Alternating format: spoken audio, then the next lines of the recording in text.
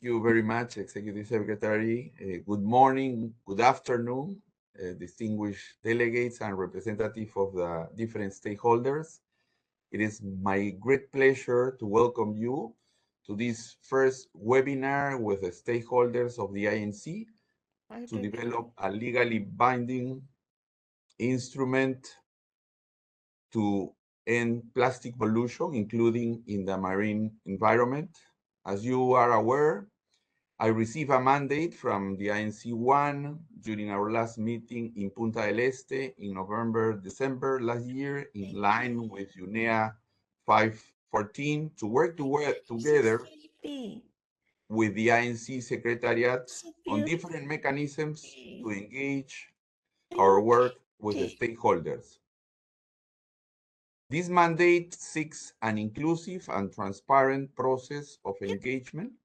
It comes from the recognition of our collective need to gather all of your collective intelligence, initiatives, and points of view to ensure that the outcomes of our discussions as member states deliver a balanced, inclusive, and applicable, legally binding instrument that responds to our common objective to combat global plastic pollution. As you may recall, during its first session, the Intergovernmental Negotiating Committee also requested the Secretariat to prepare a document with potential options to prepare the international legally binding instrument for consideration by the committee at its second session. The document, which will inform the discussions of the INC2 meeting in May in Paris, is to be based on a comprehensive approach that addresses the full life cycle of plastics, as called for by the UNEA Resolution 514, including identifying the objectives, substantive provisions, including core obligations, control measures, and voluntary approaches, implementation measures, and means of implementation. This so-called options paper could include both legally binding and voluntary measures, and is intended to facilitate the committee's work without in any way prejudging what the committee might decide regarding the structure and provisions of the instrument. Against that background, we invited you, stakeholders, to contribute to our work from the head start. It is in this first phase of the process, we have welcomed your contributions on the options for elements to be included in our internationally legally binding instrument. Contributions you have submitted cover, amongst other elements, relative to the objective, focus, core, potential measures, and means of implementation of the instrument that we are currently negotiating. They will be an important asset. Member states will prepare their national written contribution for 10 February, as well as for the Secretariat to prepare the options paper. I am glad to announce that we have received so far 169 contributions. This very large number of submissions from stakeholders reflects your high level of engagement in the process. I wish to extend my sincere appreciation to all of you for your invaluable submissions, which have been uploaded in the meeting on the meeting page as requested by the INC. The purpose of this webinar, as well as the upcoming one on Thursday, is to provide a platform for you to present the most salient ideas and concepts from your contributions to member state and other stakeholders. I wish also to thank other stakeholders that replied to my invitation and expressed their interest to present their submission at this webinar today. So due to the high level of interest in presenting, I have decided to add a second webinar, which, as I mentioned, will take place on Thursday, 2nd February, at the same time as today. And the links have been shared by the Secretary. As the Secretariat mentioned, we have a time constraint. The presentation will be 2 minutes. The order of presentation has been set according to the order of request received from you and is available in the INC meeting place. The webinar will be recorded and made available on the INC website. Please note that the webinar will be in English only and no simultaneous translation will be provided. So I will start now the list, and again, thank you very much for your engagement and participation. The first in our list intervention will be from Mr. Kartik Verma from Children and Youth Major Group. You have the floor. Thank you for the floor. I am Kartik Verma from India, speaking on behalf of Children and Youth Major Group to UNEP. With the successful completion and engagement of youth to make the submission, I am happy to present the following input to Secretariat for INC and plastic pollution. Firstly, the submission includes both substantive and implementation elements, which are based on the objective of UNGA resolution, which recognize the right of clean, healthy, and sustainable environment as a human right. In addition to this, the right of nature must be considered, which includes animal and plant being affected by chemical and additive used in the life cycle of plastic. Secondly, the objective must include the timeline, specific target and indicators, rule of procedure, financing, and recognition of stakeholders must be made clear with a very precise manner to convey the treaty. Thirdly, the most important is the capacity building, through which the developing countries must be supported with adequate resource to enhance their human resource capacity, which would help them to implement the treaty at all levels to end plastic pollution in all ecosystems, including the marine environment. Fourth, we highlight the need to have inclusive space for children, youth, and future generation in policy-based discussion, as it would underline meaningful engagement in the process. Finally, being a UNEP-administered entity, the INC on plastic pollution must admit the role of 9 major groups accredited to UNEP in its process, with special consideration on acknowledging children and youth major groups' full right to participate, facilitate broader youth engagement, and provide input to the negotiation process. We hope to working successfully toward the Secretariat for the INC on plastic pollution. Thank you for the opportunity and thank you for the floor. I thank Mr. Kartik Verma for his intervention, and I now give the floor to Ms. Sarah Olsvik from Inuit Circumpolar Council, ICC. You have the floor, ma'am. Thank you for the opportunity to present the views of the Inuit Circumpolar Council. I am the chair of ICC, and we represent the indigenous people Inuit living across the Arctic from Canada, Greenland, Alaska, and Chukotka. ICC believes that the objective of the instrument must be based on the precautionary approach, with the goal to protect human and environmental health from plastic throughout its life cycle. Given the comprehensive impact of plastics on human rights, there must be a human rights focus, including the recognition and implementation of the UN Declaration on the Rights of Indigenous Peoples throughout the instrument. Indigenous peoples who are already bearing the brunt of climate change and global pollution must be acknowledged in the preamble and operative paragraphs of the instrument. Core obligations must address the full life cycle of plastics and focus on the elimination of plastics and the switch to non-plastic alternatives.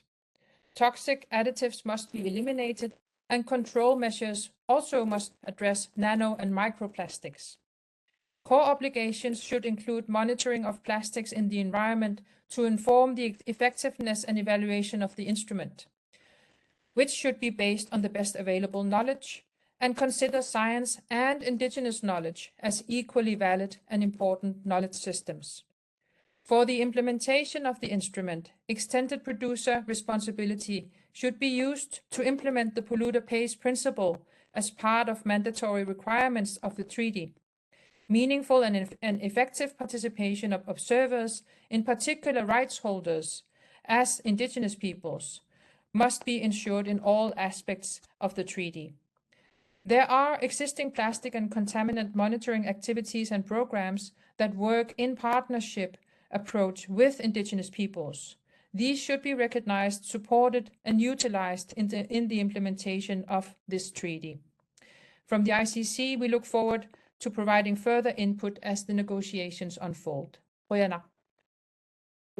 I thank Ms. Sara Olsvik for her intervention. I now give the floor to Mr. Andrés del Castillo from the Center for International Environment Law, CIEL. You have the floor, Mr.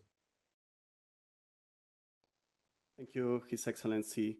On behalf of the Center for International Law, I would like to dedicate my presentation to the upstream control measures and obligations that will be necessary to discuss for the second INC as main elements. The first thing that I want to say of the upstream is we would like to divide and clarify some concept, and this is what we aim to do with our submission on plastic feedstocks, plastic precursors, and plastic materials. Understanding plastic precursors are as those substances produced in the chemical phase of the plastic life cycle, including the building blocks, ethylene, styrene, chlorovinyl, also polymers and related chemicals like additive, other monomers, and processing aids.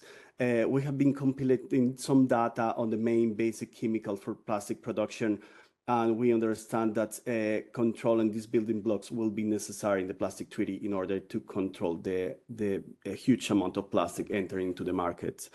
After we prioritize 8 specific control measures and obligations in specific groups with a dedicated language on how this can be concretized in a future instruments.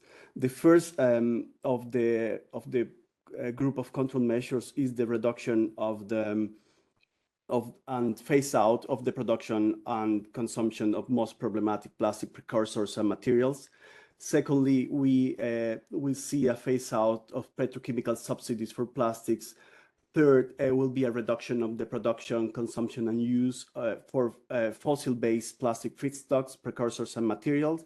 That can include also moratorium on new facilities and existing plans for expansion of facilities.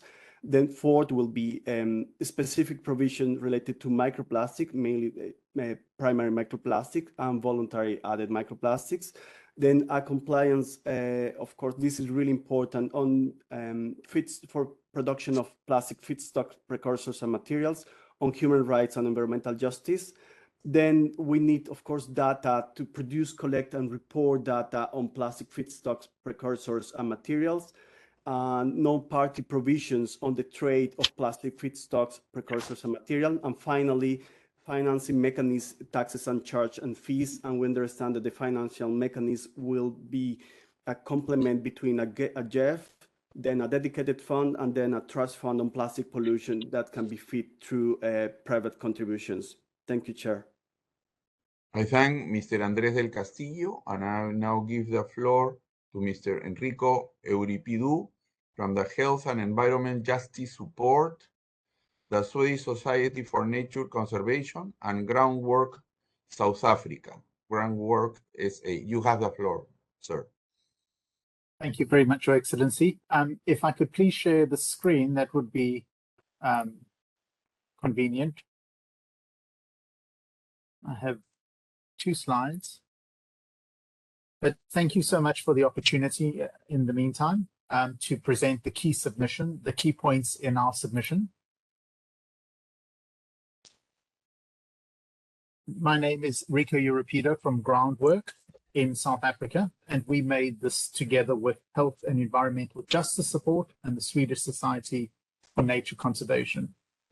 We believe that a key foundation stone for a well-functioning treaty must be a mandatory, globally harmonized requirement for transparency of information on chemicals and polymers in plastic.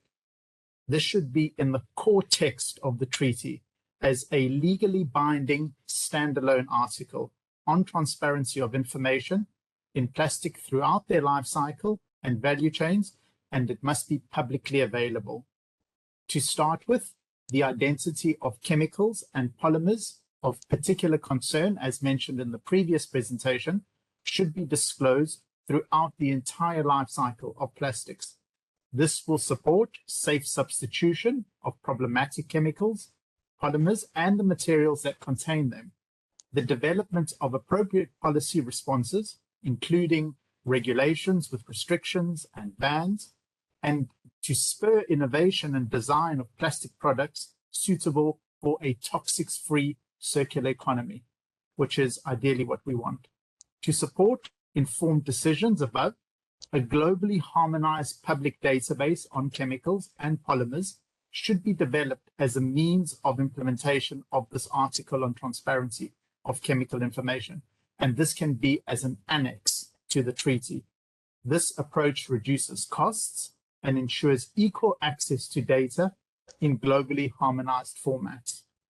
With the domestication of the treaty, an important consumer analysis. With the domestication of the treaty, what it will then allow countries to request information from manufacturers and others and items, and it will allow them to electronically tag their products, including the components. For example, a QR code or another kind of electronic product passport. In this way, we can keep track of chemicals in the plastic components throughout their life cycle. In conclusion, lessons learned on how such a public database and product passport system can be constructed and its challenges can be drawn from the EU, where the SCIP database, the Substances of Concern in Products database, for all kinds of materials is already operational, and electronic product passports are already under development. We will be happy to answer any questions, if any, and for further detailed information, you can see our submission. Thank you, Your Excellency. I thank Mr. Rico Euripidou. I now give the floor to Ms. Tricia Farrelly from Sustainable Coastlines. You have the floor, ma'am.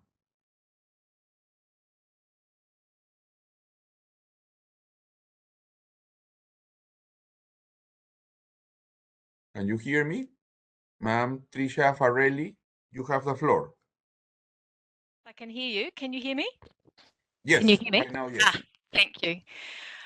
Ending all plastic pollution will require the application of just, regenerative, non-toxic, safe, non-linear systems approaches, and these should be guided by the precautionary approach and the zero waste hierarchy. The objectives should reflect the UNEA 5/14 resolution and also interventions and submissions made at INC 1. These include the need for non-toxic circularity, the impact of plastic pollution on human and ecological health and human rights, a full lifespan approach, just transitions for waste workers, the principal role of upstream controls in ending plastic pollution, the establishment of safe and non-toxic reuse and repair economies, and the acknowledgement of the rights of Indigenous peoples as rightful owners and knowledge holders. The objective also should reflect multiple interventions and submissions emphasising that plastics, fossil fuels, climate change and biodiversity loss are threat multipliers and the need to respect safe planetary boundaries. Elements should include the sourcing of the raw materials used in the production and processing of polymers, but these should also include bio and fossil fuel-based raw materials and their prospecting. Parties should adopt the best available technologies and practices. However, the best option in the adoption of precautionary approach rather than a best available techniques or technology approach at any cost. The instrument should drive the safe production, management and use of virgin and recycled polymers, the recycled polymers too, including the use of chemicals in polymer production. These should include phase outs, freezes or phase downs of a list of priority polymers, precursors and materials, and caps on virgin plastics. The elements should also include obligations and control measures on plastic products guided by a safety criteria for plastic products by sector. The Conference of the Parties should be required to define and adopt guidelines on the environmentally sound management of plastics, which reflect the precautionary approach, polluter pays, resource efficiency, zero carbon emissions, and the zero waste hierarchy. And this would exclude the thermal treatment of plastic waste. Finally, parties should be required to develop and implement plans and guidelines for the removal and remediation of plastics pollution, and this should be done in a safe, culturally appropriate and environmentally sound manner. and where necessary, ensure liability with the possibility of compensation for loss of life and human and environmental health and damage. Thank you. I thank Dr. Tricia Farrelly for her intervention, and I now give the floor to Mr. Tom Smith from the International Chamber of Commerce. You have the floor, sir.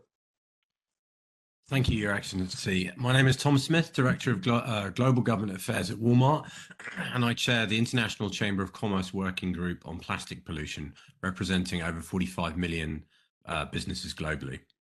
With respect to the substantive elements, ICC believes that an overarching goal, ambitious objectives, and the scope of the instrument need to be clearly identified and defined from the onset, including a specific and realistic target to end plastic pollution by an agreed date. The instrument should be underpinned and informed by science to inform ongoing work. The establishment of a UN scientific group could be explored in this regard. Furthermore, it should include principles and practices of circularity at the core of the instrument to support a global transition to a circular economy through coherent and enabling policy frameworks and conditions. Regarding core obligations and control measures, ICC believes that it is important to balance legally binding and voluntary elements for effective implementation and national action plans, taking into account country-specific circumstances and needs. Particular consideration should be given to key success factors from global agreements that have catalyzed joint actions, such as the Montreal Protocol, to avoid duplication. Regarding the implementation elements, ICC holds that it is essential to ensure effective means of implementation with regards to financial resources, technology development, and transfer and capacity building. Effective government policies that incentivize MSMEs to invest in innovation and technology will also be key. Finally, regarding stakeholder engagement, ICC underscores the need to recognize the critical role the private sector in achieving the goal and objectives of the instrument and in providing the expertise and solutions needed to address the challenge of plastics pollution. Thank you very much for the opportunity to share an overview of our position and perspective. We very much look forward to our continued engagement in the process over the next couple of years. Many thanks. I thank Mr. Tom Smith for his intervention. I now give the floor to Mr. Joao Ribeiro Vidawi from the Ocean Cleanup. You have the floor, sir. Thank you, Mr. Chair. Ladies and gentlemen, apologies. The legacy plastic pollution crisis in our ocean is in a dire situation. Trillions of pieces of legacy plastic are harming marine life and endangering over 700 species, including over 100 that are endangered or threatened. Plastic pollution is also threatening the health of 3 billion people who rely on seafood as their main protein source. Unless immediate and direct action is taken, legacy plastic debris in the high seas will persist for decades, while slowly fragmenting into even more harmful micro and nanoplastics particles. The Ocean Cleanup believes that to combat this crisis, we must remove legacy plastic from the ocean, as well as address riverine plastic emissions with clear targets for reduction and elimination by 2040. It is crucial that we include among the control measures a transparent, standardized, and collaborative tech-based monitoring system of riverine plastic emissions.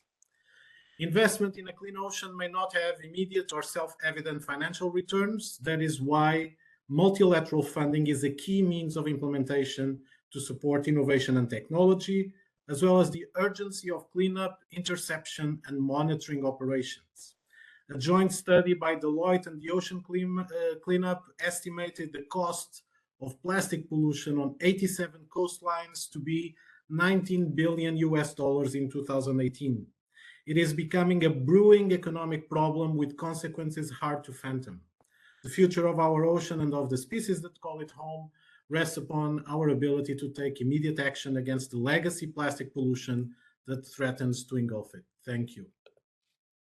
I thank Mr. Joao Ribeiro Vidawi for his intervention. I now, from the Ocean Cleanup, and I now give the floor to Ms. Sophie Bruches from the International Organization for Standardization. You have the floor, ma'am. Thank you very much. Allow me to just share my screen with you all. Hopefully you're able to see that. Thank you very much for the opportunity to present here today. ISO would like to highlight two key aspects of its written statement to INC 2. Firstly, how international standards can contribute to effective implementation of the instrument, and secondly, regarding vocabulary and definitions. On effective implementation, international standards such as ISOs can be, and often are, referenced in regulation and international legally binding instruments. The referencing of international standards in the instrument can be helpful for states in its effective implementation because they can be used in conformity assessment to ensure compliance and quality at the national and international levels. International standards do not create unnecessary barriers to trade, thus ensuring that states are complying with the WTO obligations. And ISO standards are widely used by both private and public sectors. And ISO has a network of 166 members available to support implementation at the national level. ISO already has many standards that could support efforts by states to eliminate plastic pollution. A list has been included in the annex to ISO's written statement, including of definitions. Where states see a need for further standards, ISO can provide the platform to efficiently develop these standards. Secondly, on vocabulary and definitions, ISO standards contain many definitions of key terms related to plastics, and ISO vocabulary standards are available free of charge. Referencing definitions from ISO standards ensures that the definition has already been agreed on by subject matter experts and countries through an open, transparent, and consensus-based process. It also ensures that the definitions will be revised and updated as and when necessary as part of the regular maintenance cycle of standards. ISO standards can also provide guidance to understand and define the plastic life cycle. Again, ISO has included a list of relevant definitions and vocabulary to complement the glossary provided by the INC Secretariat as an annex to its written statement. To conclude, ISO remains available to collaborate with all relevant parties to help end plastic pollution. Thank you. I thank Ms. Sophie Bruchet from the International Organization for Standardization. I now give the floor to Mr. Bert de Well from the International Trade Union Confederation. You have the floor, sir. Thank you, Your Excellency. I would like to share my presentation. Yes, there it goes.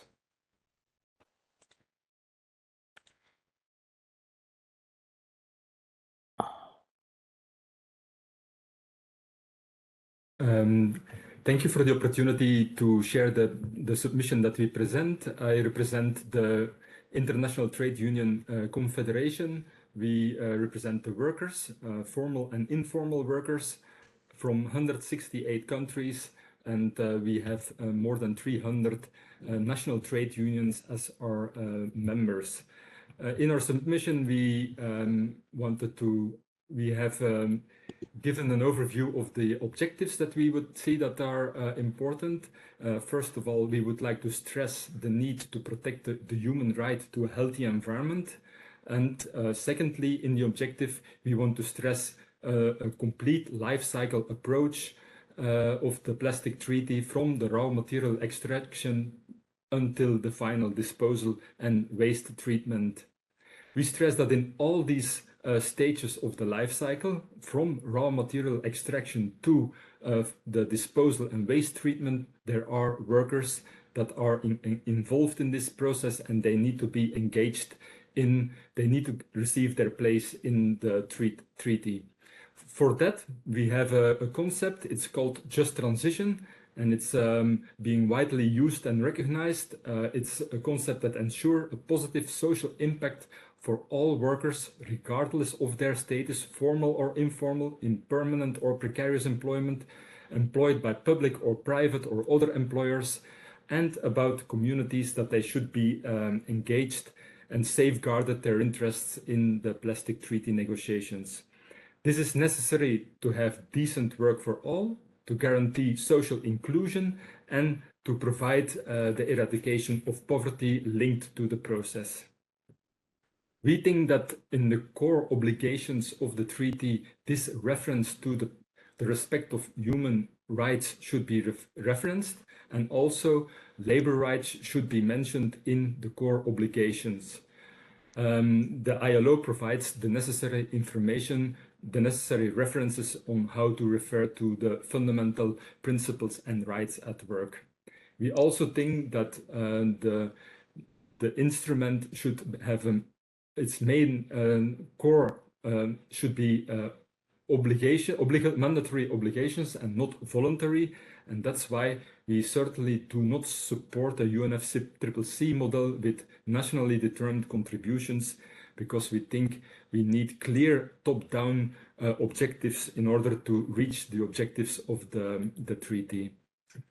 In order to have an effective implementation at the national level, which we think is also important, we think that stakeholder participation is crucial, and also there, following up on the concept of just transition, what I was referring to, we think that the need for social dialogue, also a very specific concept developed in the UN International Labour Organization, social dialogue with social partners, employers, trade unions, and governments should be specifically mentioned as the implementation measures.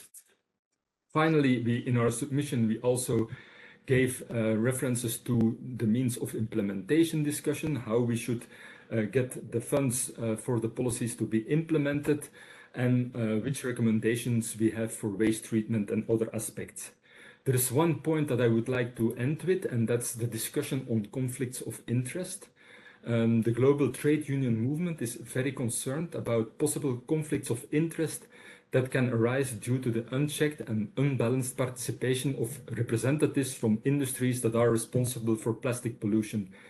We think this is a major risk that can happen, and that we should avoid this in order to safeguard the integrity and the effectivity of the process. That's why, from the trade union movement, we propose to stick to the major groups approach that has a balanced participation of all the groups, women, trade unions, environmentalists, indigenous people, and have their participation equally represented in the negotiations. This does not preclude other groups, but it should have guarantee balanced participation. And second, we think that all stakeholders at the INC should sign a declaration of interest indicating whether they have been funded or received donations by companies that have direct links with the issue that we try to solve in these negotiations. These are the very concrete proposals of the trade union movement, and we were very happy that we can share them with you. Thank you very much. I thank Mr. Berdewell from the International Trade Union Confederation, and I now give the floor to Ms. Lizzie Fuller from the Minderoo Foundation. You have the floor, ma'am. Thank you, Chair. Minderoo Foundation proposes that the treaty's objective be ending plastic pollution and protecting human health and the environment from the adverse impacts of plastic pollution in all its forms. We point to 5 key goals. First, limit fossil fuel plastic production and consumption. Production figures are set to exponentially increase, and a systems change is required. We must address the market failures that favour virgin fossil fuel plastics over circularity. We call for specific binding reduction targets for the production and consumption of virgin fossil fuel plastics, together with control mechanisms for the elimination and reduction of problematic polymers and products. The polluter pays principle should guide the development of a producer contribution mechanism. Secondly, support transition to a circular economy for plastics. This must be safe, minimising the circulation of toxic substances, and be just, safeguarding people's health and rights. Critically, harmonised global design standards are essential for product safety to minimise leakage and to maximise reuse and recycling. We also recommend phased and time-bound circularity targets at global and national level. Thirdly, eliminate problematic and harmful substances and materials at the source. We call for global precautionary standards and controls for the use of chemicals and additives, and a mechanism for the elimination of chemicals and additives that are harmful to human health, as well as elimination of intentionally added microplastics. We highlight the need for a dedicated science and technical body for the Plastics Treaty. Fourthly, minimise leakage of plastic waste and pollutants across the life cycle and ensure that all plastic that is not recycled is disposed of in the most safe and sustainable way. Finally, we point to the importance of aligning public and private financial flows with the instrument's objectives. Transparency throughout the supply chain can support this. Thank you, Chair. I thank Ms. Lizzie Fuller from the Minderoo Foundation, and I now give the floor to Dr. Gary Cohen from the Healthcare Without Harm. You have the floor, sir. Thank you, Chair. Healthcare Without Harm is a leading international NGO working with the healthcare sector in addressing its environmental footprint. We have a network that includes over 1,500 institutional partners across 80 countries. That includes tens of thousands of hospitals. We've been working on plastic issues for 25 years. We believe that health should be a fundamental design principle in crafting this treaty. And as others have said, it's important to look across the entire life cycle of plastics to understand these health consequences. For example, PVC plastics are produced with chlorine and vinyl chloride, which means that in their production and in their disposal via an incineration, the potent carcinogen dioxin is created, which is a very, very toxic material and is present in children and our bodies across the planet. So communities that host PVC factories and those that host medical waste and commercial incinerators have dioxin and other toxic chemical emissions in their air. When we started the organization in the mid-1990s, medical waste incinerators were the largest source of dioxin emissions in the United States because of all the PVC equipment that was burned in incinerators. Second, it's important that the treaty does not treat all plastics as equal. Some plastics, like polycarbonate, like PVC, are worst in class plastics, given their life cycle issues and toxic additives that they require.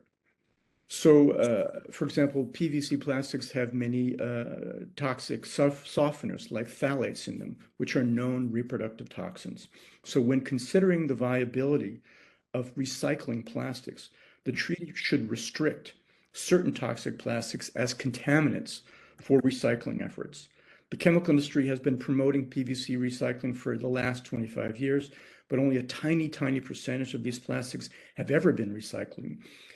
Rather, the PVC should be considered a toxic waste under the Basel Convention and a persistent chemical under the Stockholm Treaty, and phased out as soon as possible. Wherever possible, as others have said, the treaty should restrict single-use plastics. They're not only polluting the environment and marine environment and landfills, but now microplastics are being found in human placentas, lungs, and blood.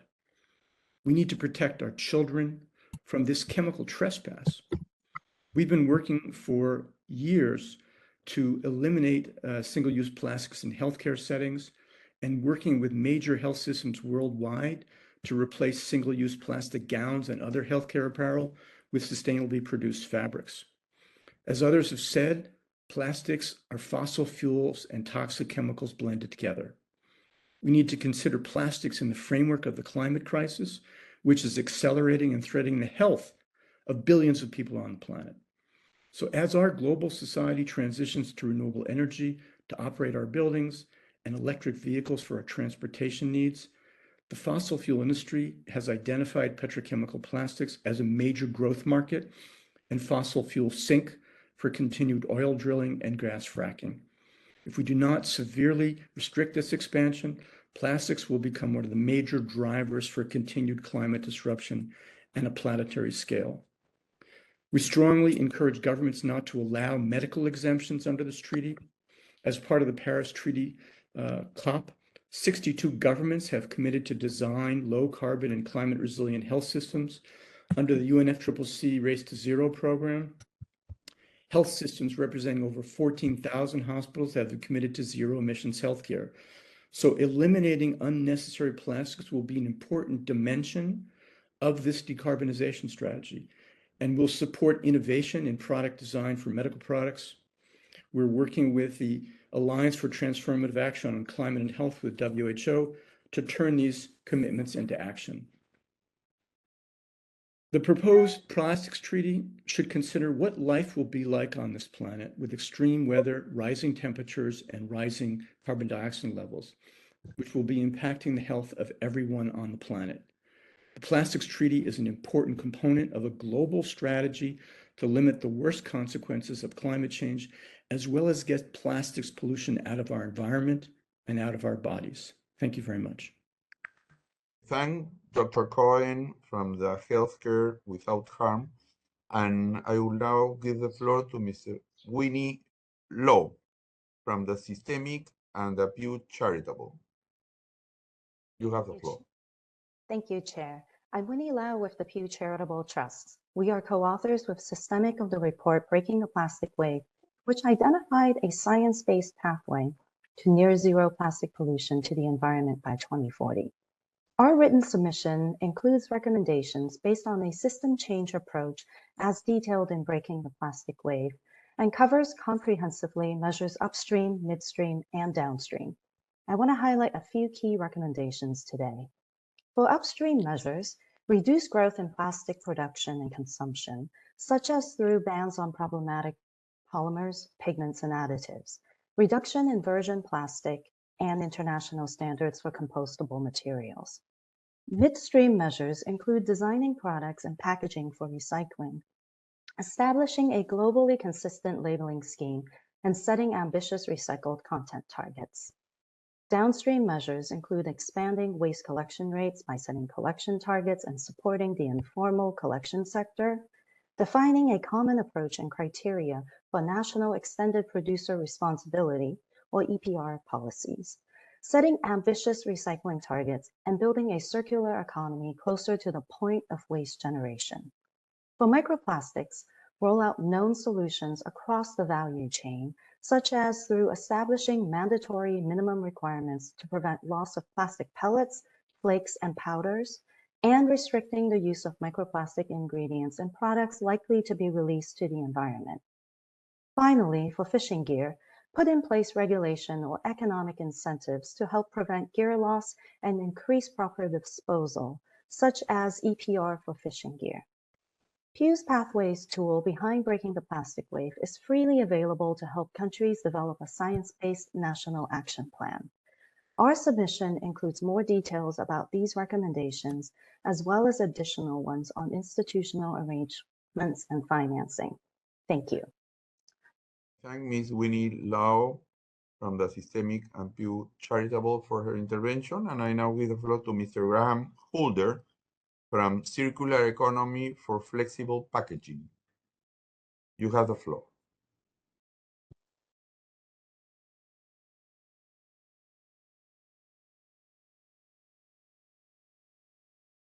Sir Graham Holder, can you hear us?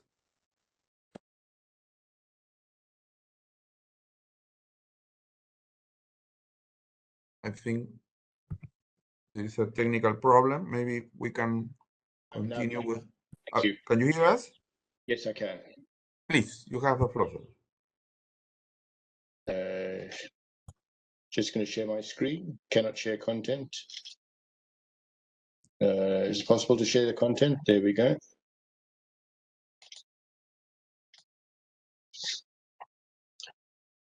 Good afternoon, and thank you very much for the opportunity to present today.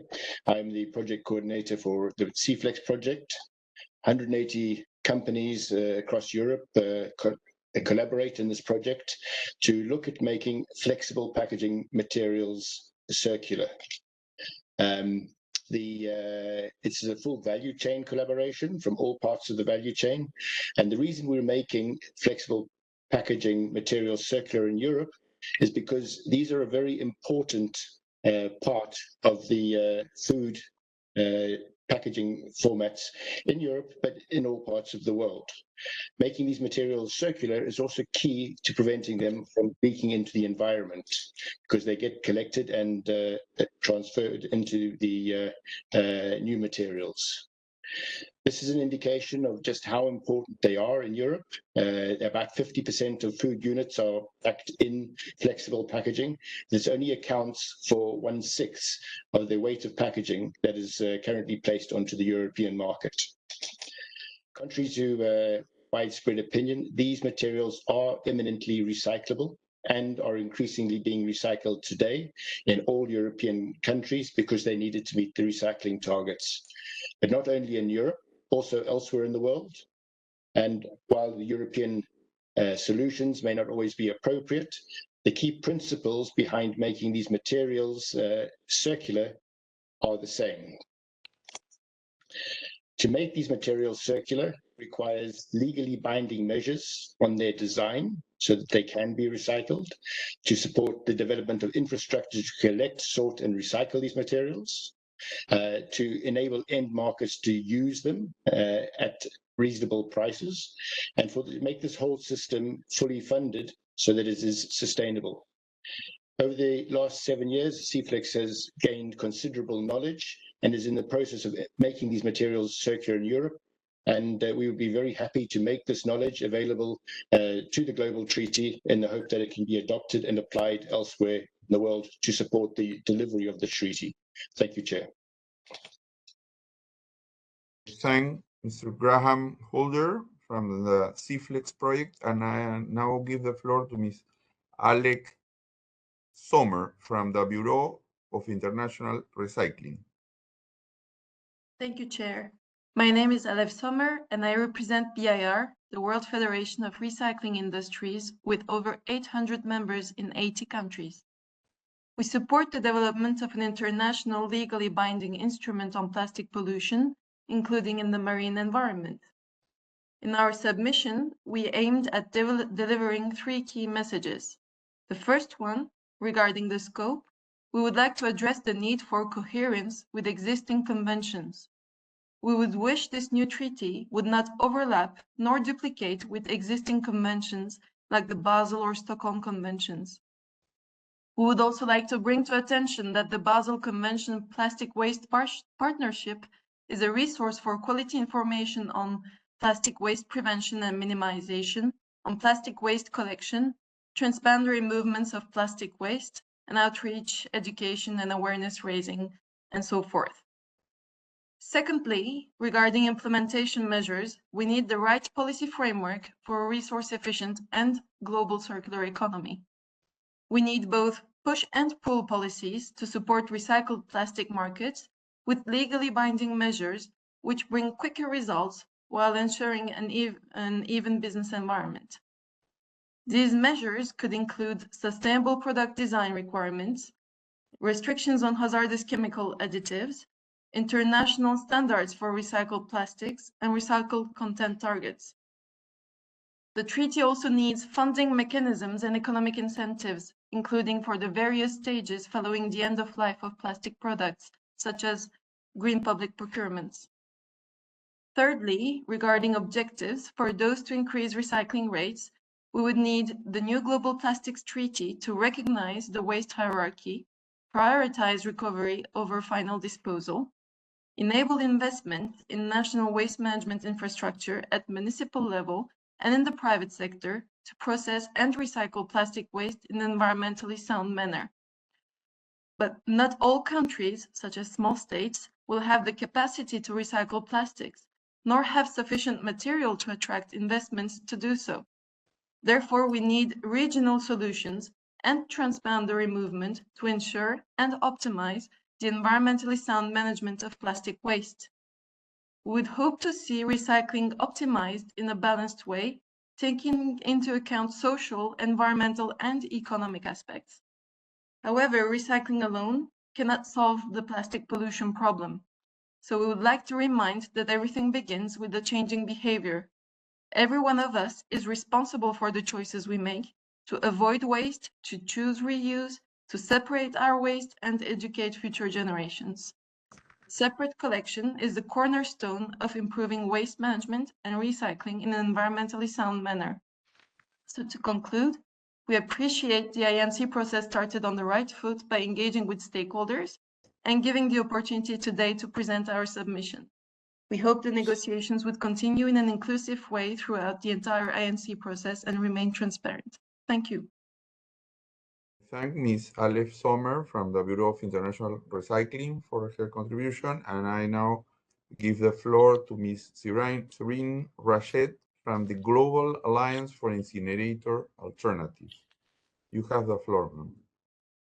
Thank you, Chair. I'd like to share my screen, please. Excellent. Thank you all. My name is Serene Rached. I work for Gaia, a global network of over 1,000 organizations in 92 countries working for a just, toxic-free, zero-waste world. Here are the core elements of our submission for INC2. We see three key objectives for the plastic treaty. First of all, to end plastic pollution across the plastics life cycle, prioritizing reduction. Second of all, upholding human rights, environmental justice, and the just transition for waste pickers as the engineers of our global materials economy. And thirdly, a treaty that supports solutions that do no harm to the climate, to biodiversity, human and ecosystem health. We refuse to resolve the plastic pollution crisis by creating other forms of pollution. In terms of obligations and control measures, our submission details obligations around identification, transparency, and labeling of all plastics, reduction of overall production as well as scaling up of reuse systems, phase outs for harmful polymers and harmful additives, closing trade loopholes that expose non-producer countries, environmentally just and sound waste management free from polluting burn technologies, including but not limited to incineration, pyrolysis, and plastic to fuel processes.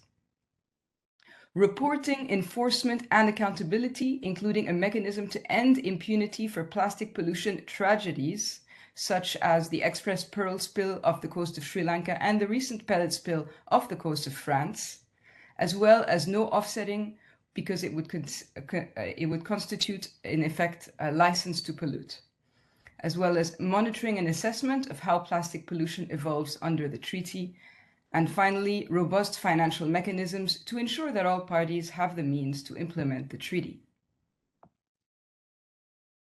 These obligations and control measures are detailed in our submission in convenient formats across the life cycle or by theme.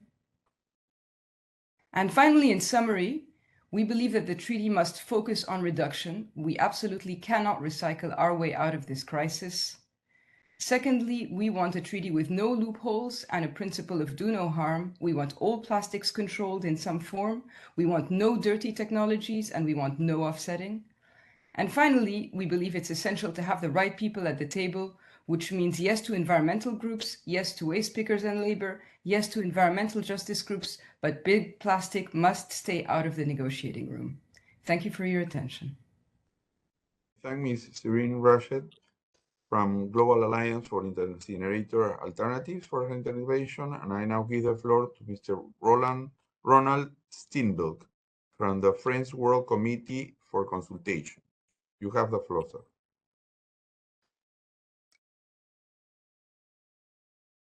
Thank you very much, Your Excellency. I will also share my my slides here. Just a second.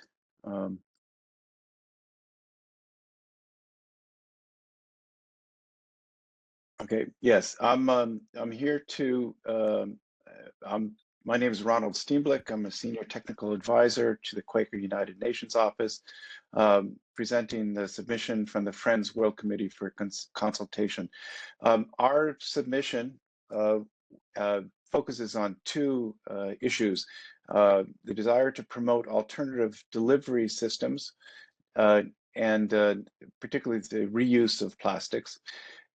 We point out that regulations on waste reduction and packaging vary globally, and regionally. For example, the EU prioritizes waste reduction while Asia focuses on safe packaging. The WTO's Technical Barriers to Trade Committee has reported numerous other measures.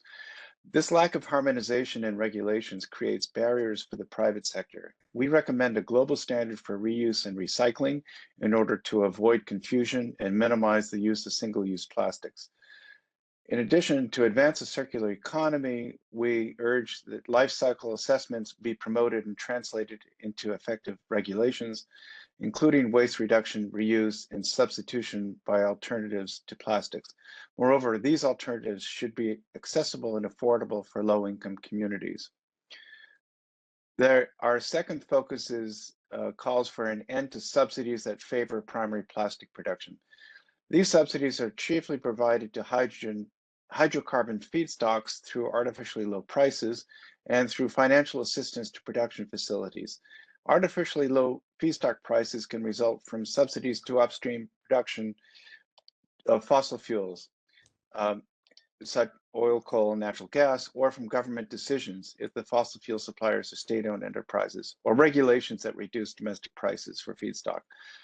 Financing plans is provided by concessional loans and loan guarantees from domestic and multilateral financial institutions and other institutions. Our concern is that these kinds of subsidies are basically favoring primary plastic production over recycling and other alternatives. Thank you very much. Thank Mr. Ronald Steenbilk for his intervention, and I now give the floor to Mr. Jacob King Hammerson from the Environmental Investigation Agency. Thank you, Chair. I would also like to share my screen. Thank you.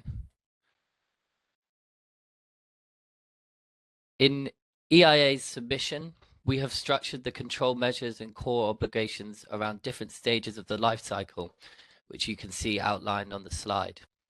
We believe these would be the bare minimum for an effective treaty to take a comprehensive life cycle approach to end plastic pollution.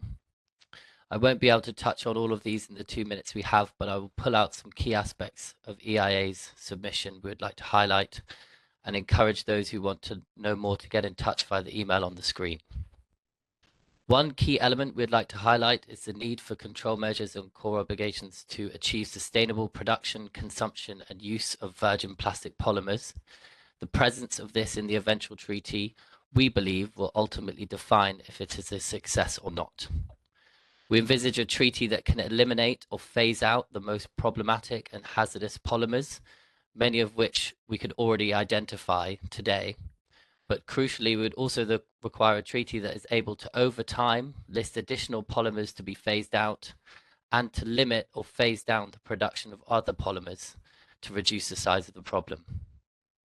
In a complementary manner, we also laid out the need for safe and sustainable design and use of plastic products and materials with eco-criteria and prohibitions on plastic use in specific applications.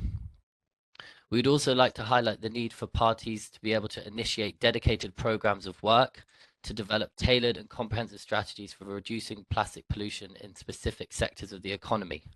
And this would include, for example, fishing gear, agricultural plastics, and the automotive and textile industries. With regards to means of implementation, we've laid out the need for robust means of implementation to match the ambition of control measures, and this would include a dedicated financial mechanism that includes a multilateral fund for the implementation of the agreement that will provide financial resources for enabling activities, agreed incremental cost, technical assistance, and technology transfer on a grant basis, coordinated access to the Global Environment Facility Trust Fund to access and provide additional financial assistance and financing for other costs on a grant or concessional basis, and a Plastic Pollution Trust Fund operated under the authority of the parties in order to provide additional financial assistance funded by fees, levies, and voluntary contributions from producers and other companies.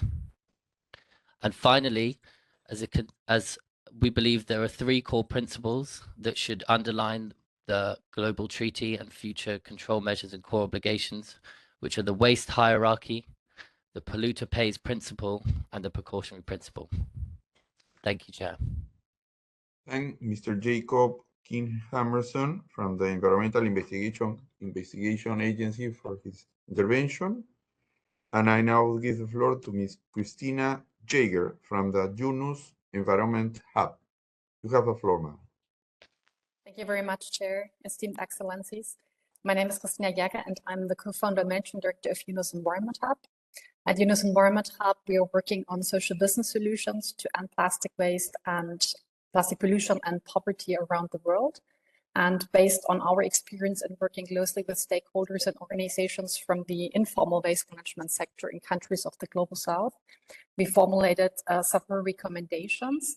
These refer mainly to voluntary plastic waste management funding and financing mechanisms in contexts where legally binding regulations on extended producer responsibility are not yet in place.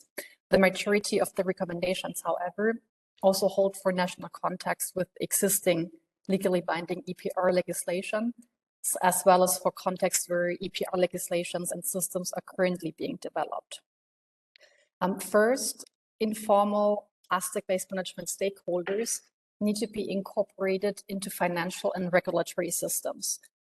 When developing and implementing both any form of voluntary financing mechanisms, activities and initiatives, as well as legally binding EPR legislations, stakeholders from the informal waste management sector must be involved in every step of the development phase to incorporate their perspectives, needs, and experiences. This may be enhanced through close collaboration with informal waste collector associations and collectives, as well as local NGOs that are familiar with stakeholders and dynamics in the informal sector, and may serve as intermediaries between individual waste collectors and organizations higher up the plastic waste value chain, including donors and policymakers. All this must follow the purpose of acknowledging the crucial role that informal waste workers play in plastic waste management in the Global South, and of improving the livelihoods and income opportunities. Second, an international plastic treaty may define common ground for private sector initiated funding for plastic waste management activities in countries of the Global South. This would entail setting universal definitions and a common language, as well as for defining baseline criteria in terms of environmental and social sustainability, as well as governance that funding programs and financing mechanisms for plastic waste management need to adhere to. 3, any form of voluntary financing mechanisms for plastic waste management need to incorporate a binding long-term perspective. Financing mechanisms must not be considered and set up as short-term projects, but instead need to be designed in alignment with national EPR efforts, as well as with a long-term and binding perspective. 4, plastic waste management financing mechanisms need to incorporate living wages for informal waste management stakeholders.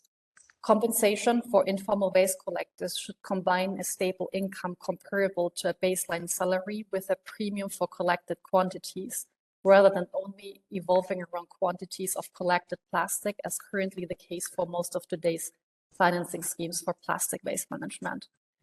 5, upcoming plastic waste compensation schemes need to follow a universal price calculation method. A global plastic treaty may hereby serve as a relevant independent framework defining these price calculation considerations, as well as universal criteria and standards for plastic waste compensation schemes. As for measures to support implementation, capacity building, technical assistance, and technology transfer are all essential. Based on insights from a variety of our programs, we recommend the following. Digital tools may improve the livelihoods of informal plastic waste management stakeholders, but need to be designed under consultation with people and communities on the ground. Digital tools may be used to establish anonymous grievance procedures for informal waste management stakeholders, but need to consider local realities and digital literacy. Plastic waste management financing schemes further can provide relevant plastic waste data for policymakers. I would like to conclude with a key recommendation. While hundreds of projects in a variety of regional municipal solid waste management contexts have been conducted to strengthen informal plastic waste management activities, the great majority of such programs remains at a very local level and rather at small scale. It is therefore highly recommended to conduct research that helps foster the identification of factors that improve the scalability of waste management programs that strengthen informal plastic waste management activities and their stakeholders, as well as integrate them into local municipal solid waste management systems in a systemic way. As such, research may identify approaches, frameworks, and policy recommendations for how successful waste management programs may be scaled up to strengthen informal sector activities on a larger scale. Thank you for giving us the opportunity to present our input today, and we remain at your disposal for further discussions and inputs. Thank Ms. Christina Jagger from UNOS Environmental Hub for her intervention. I now give the floor to Ms. Christine Hughes from the World Economic Forum, Global Plastic Action Partnership. You have the floor now. Thank you, Mr. Chair. Thank you. Nice to see so many colleagues who have come and spoken before me on this very critical and important topic.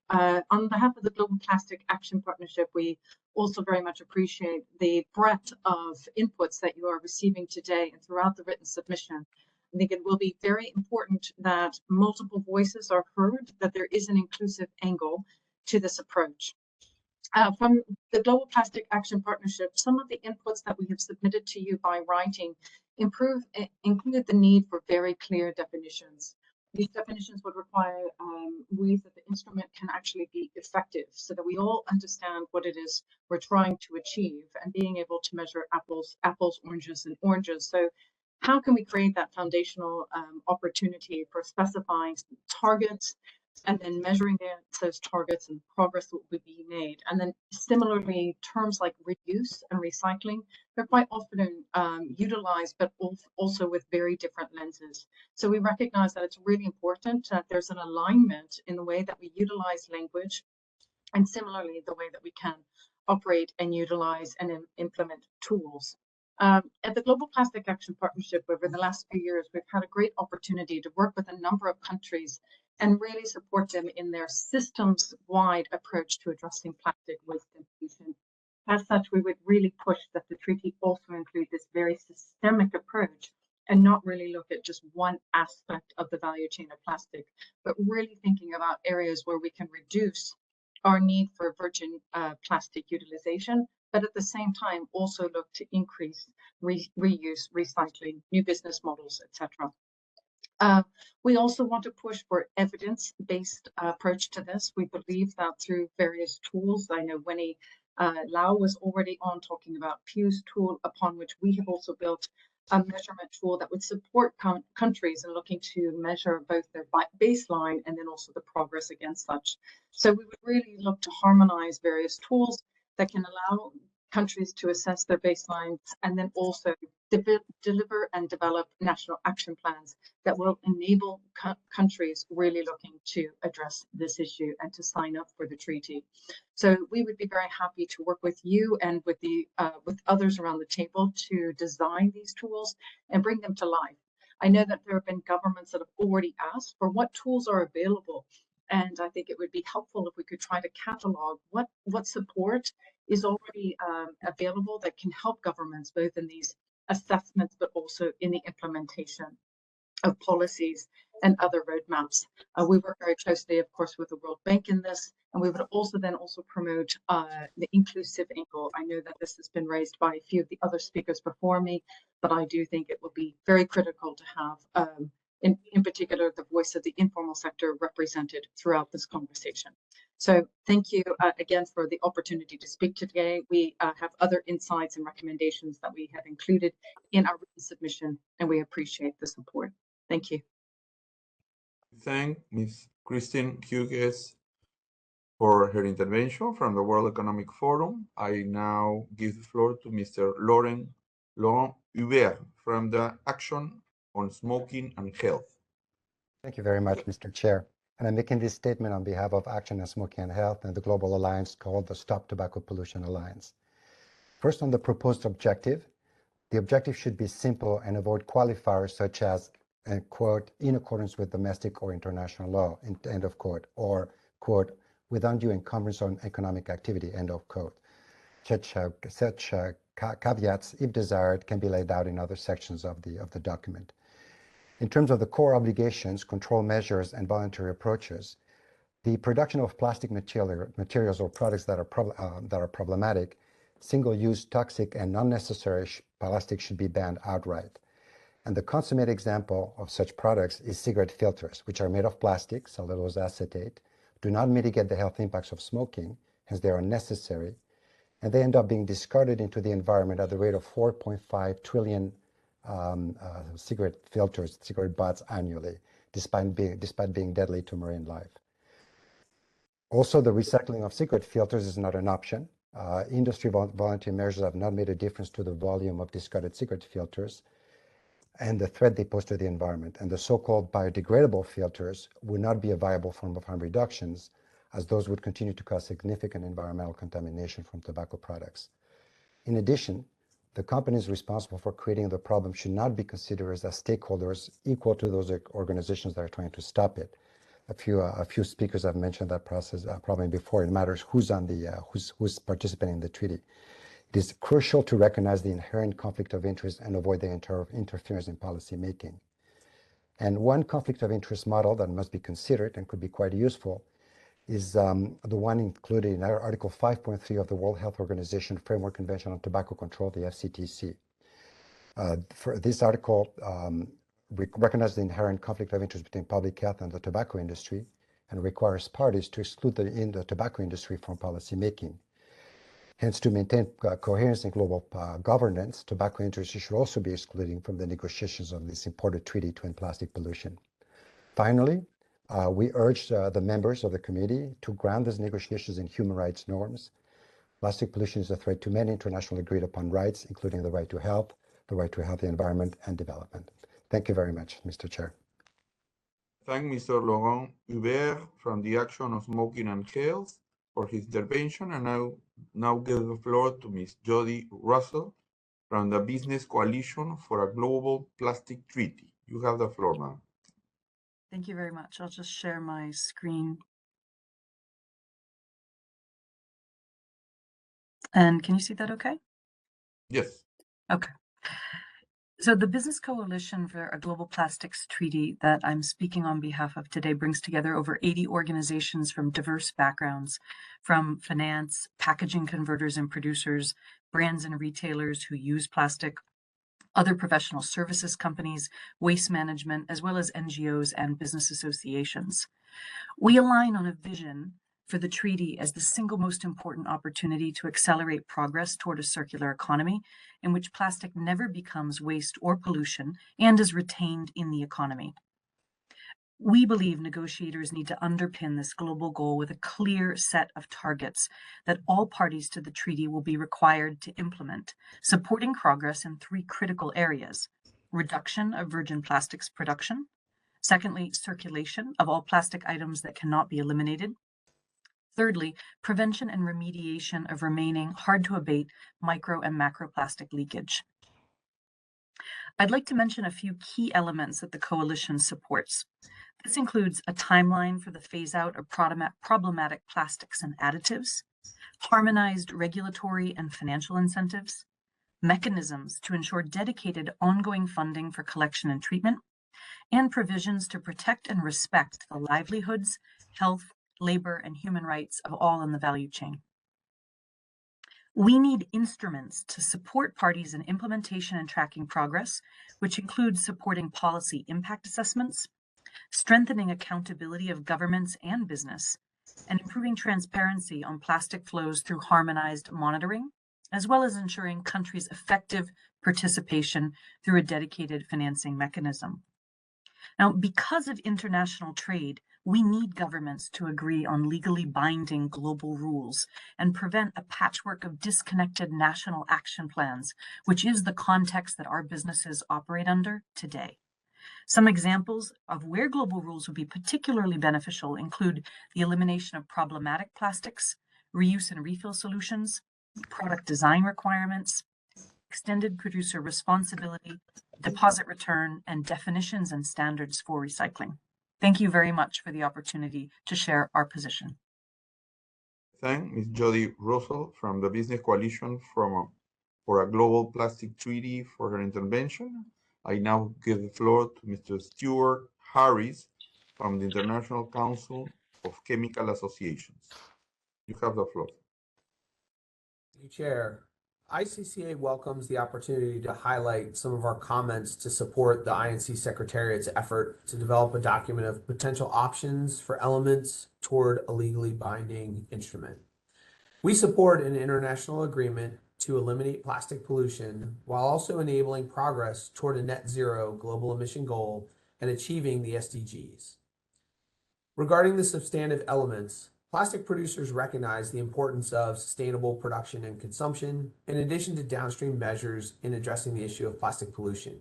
We recognize the urgency to address the issue of plastic pollution and encourage governments to establish national targets to enable progress toward the global agreement objectives of eliminating plastic pollution by eliminating leakage of plastic waste into the environment. ICCA supports 5 key elements for a global framework. Governments commit to eliminating leakage and establishing national action plans, harmonized definitions and reporting, guidance to improve product design, waste management capacity building and technology deployment, and achieving climate goals. Our industry is radically transforming to become more circular, and we see the opportunity of a global agreement to accelerate this transition to address plastic pollution. We encourage governments to consider a combination of time-bound objectives and targets, harmonized definitions and international technical standards, standardized monitoring and reporting, guidance on voluntary measures, and other tools to support actions in addressing plastic pollution and accelerating the transition to a circular economy. The global agreement should include guidance to accelerate the national and regional transition, including measures to ensure collection, recycling, or responsible management of all plastic products designed for circularity, measures to ensure that plastic producers have access to collected plastic waste, enabling us to accelerate the transition to a circular economy through alternative feedstocks, tools to support governments in developing a roadmap for achieving those targets through capacity building and best practice sharing, and an international funding mechanism to improve waste management infrastructure in developing countries. We recommend the development of such a capacity building mechanism with a focus on supporting developing countries in their transition. Capacity building efforts could include things such as EPR or similar schemes designed for circularity principles and life cycle assessment of materials. We also included some additional information in response to comments that we heard during the INC1 meeting and hope that member states find this information useful. Thank you. Thank Mr. Stuart Harris from the International Council of Chemical Associations for his intervention. I now give the floor to Ms. Kate Lodeman from the International Council of Beverage Associations. You have the floor, ma'am. Thank you, Chair. I'm Kate Lodeman, the Executive Director of the International Council of Beverages Associations, representing the global non-alcoholic beverage industry. The global beverage industry is committed to help move an ambitious, binding treaty forward. Our objective for this treaty is to ensure that packaging never becomes waste. We seek global harmonized policy levers so all countries have access and ability to implement best practices. Our members, the Coca-Cola Company and PepsiCo, have joined the Business Coalition for a Global Plastics Treaty, and we support the statement that Jody delivered today. We encourage member states and all stakeholders to deliver against a high ambition. We need national flexibility to ensure that policies succeed locally. However, to drive real progress, we also support the implementation of global targets. We appreciate the Secretariat's effort to facilitate multi-stakeholder engagement. Hearing from all voices matters, including workers in informal and cooperative systems. Measures to enable a circular economy are critical, such as rPET authorization, incentivizing recycled content, pre-aligned designs for recycling standards, and the prioritization of bottle-to-bottle recycling. We support reducing certain problematic plastics, such as those with high leakage rates, are short-lived, and or virgin plastics from non-renewable materials. It is essential to leverage and scale up existing best practices. Existing collection and recycling programs can be the foundation for future progress. We are pleased to participate in this process, and we are willing to constructively engage and share our firsthand expertise across all areas and geographies. Thank you for your time. I thank Ms. Kate Lodman from the International Council of Beverage Associations for her intervention. I now give the floor to Ms. Kate Lam. It's a joint submission from CDP, Pew, EMF, and the Minderoo. So I give the floor now to Ms. Kate Lam. You have the floor now.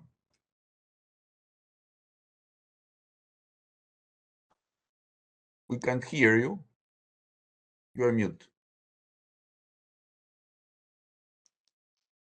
Right now? Yes. Better? Amazing. Thank you, and apologies. I realize time is tight. Thank you so much for the opportunity to present today. I'm here to represent the views of CDP and our partners, the Pew Charitable Trust, Minderoo Foundation, and the Ellen MacArthur Foundation. My name is Kate Lam. I'm the Global Director of Water Security and Ocean Health at CDP.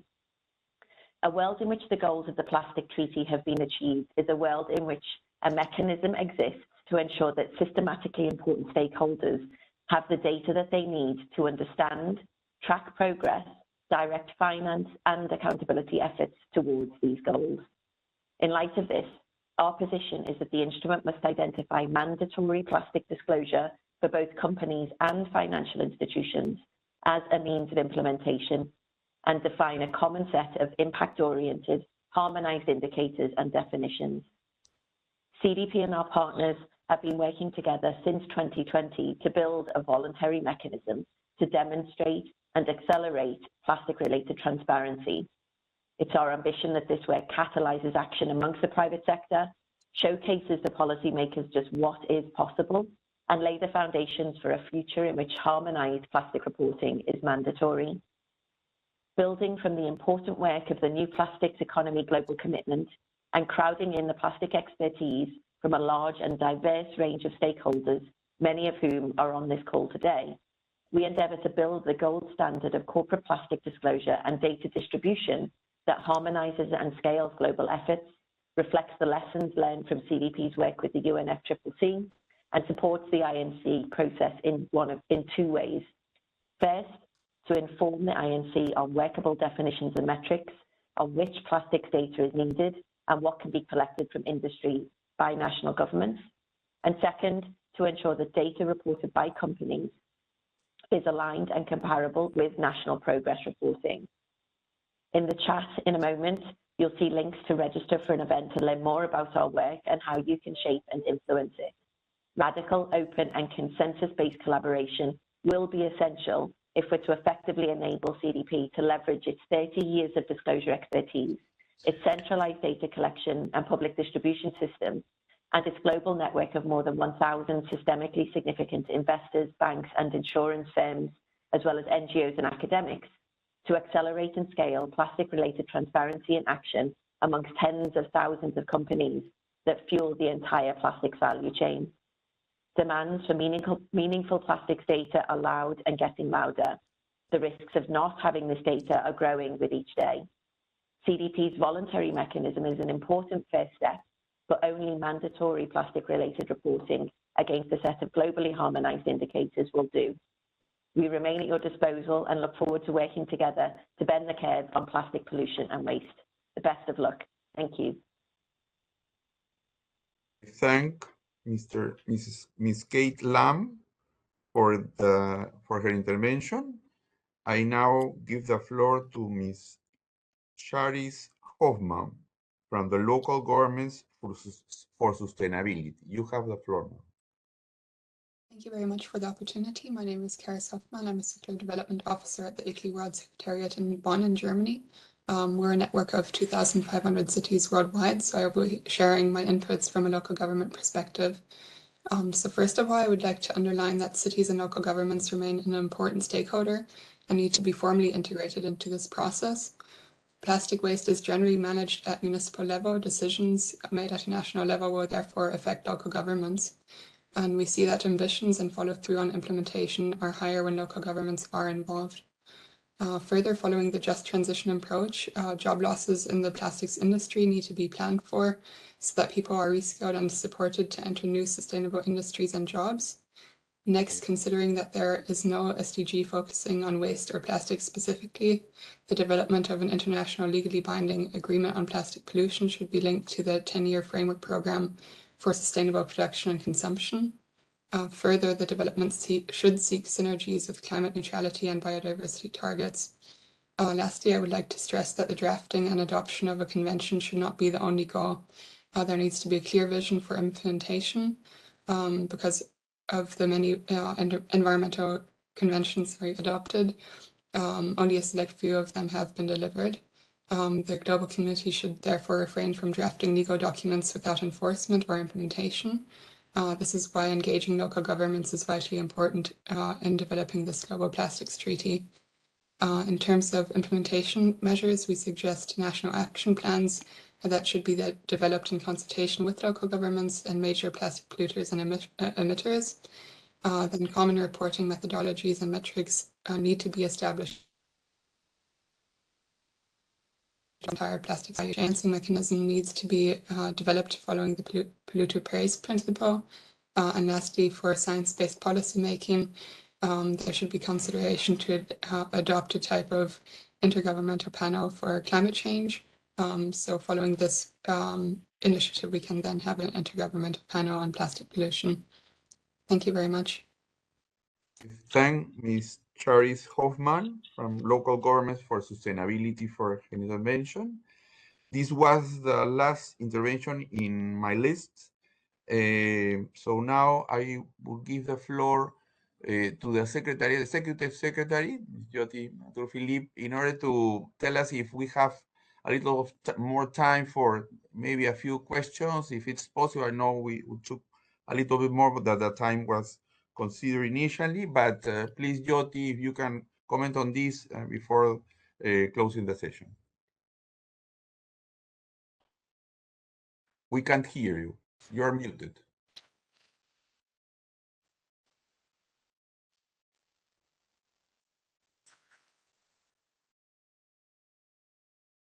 I will use the other microphone then. We have reached the end of the time that we allocated for the webinar today. However, we do have, I believe, time on Thursday, and I think we will be able to take a little bit more than just 3 questions then. Maybe we will be able to have about 5 to 10 questions at that time. So if you are okay with that, Chair, we could propose that. Thank you very much. Okay, we will have an exchange at the end of the second webinar on Thursday, which is scheduled to be at the same time of today. So with that, I would like distinguished delegates and representatives of stakeholders, thank you very much for your participation and engagement in this first webinar. And I think it has been very useful for everybody, not only for state members, but for the Secretariat, also for other stakeholders and the general public. Because besides your submissions that we all will read and are reading, I think it's very important to hear directly you on the highlights of your positions. So with no other business, I think we can close now, but again, express you our appreciation for this engagement. This helps us very much in order to see and find ways to continue engaging stakeholders in this important process to adopting a treaty, a legally binding instrument for ending plastic pollution. Thank you very much, and I hope to see you again on Thursday and have an exchange as we already mentioned. Thank you very much. Thank you very much. Bye-bye. See you Thursday.